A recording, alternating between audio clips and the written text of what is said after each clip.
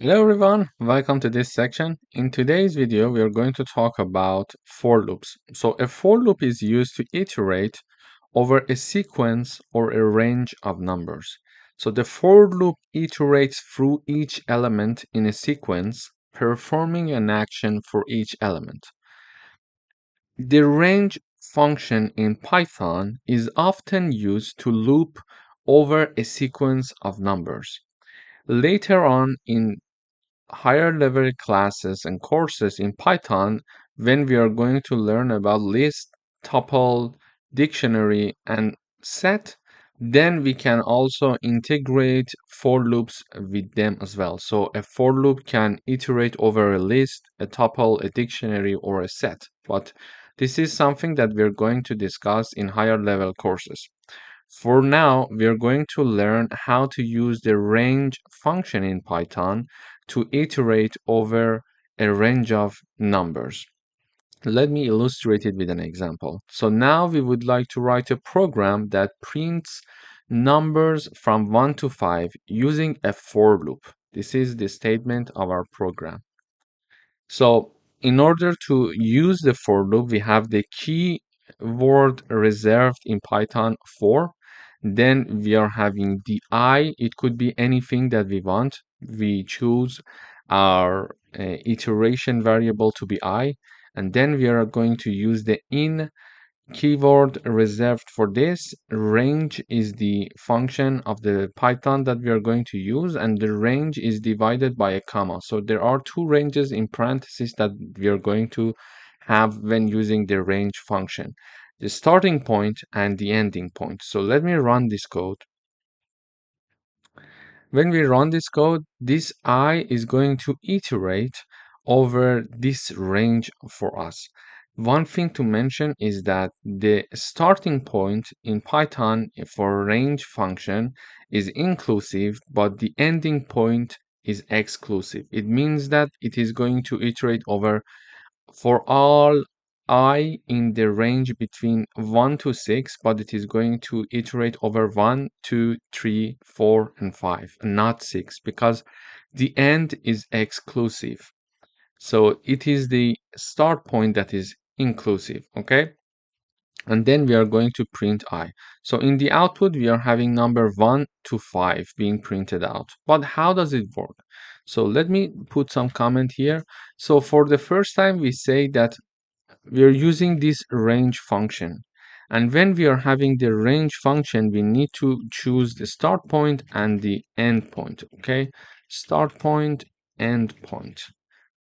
And when we are going to have the range function, for example, here we would like to go over numbers from 1 to 5. So the starting point is 1, and it is going to include 1 because it's a rule in Python. So the starting point is inclusive. So it is going to start from 1 and it is going to iterate until it's 5.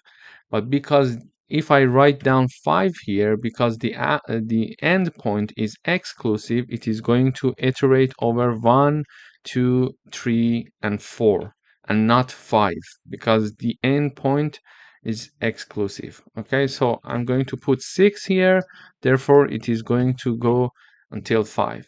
So this is how the range function works. And if I want to explain further, we see that for the first time I get the value 1. Okay, when I equals 1, it is basically having this print function being implemented, because we are having print, and in the parentheses we are having I, and I equals 1, so we are going to print 1 in the output, and we see it here. Okay, and then it goes up back again, and I now equals 2.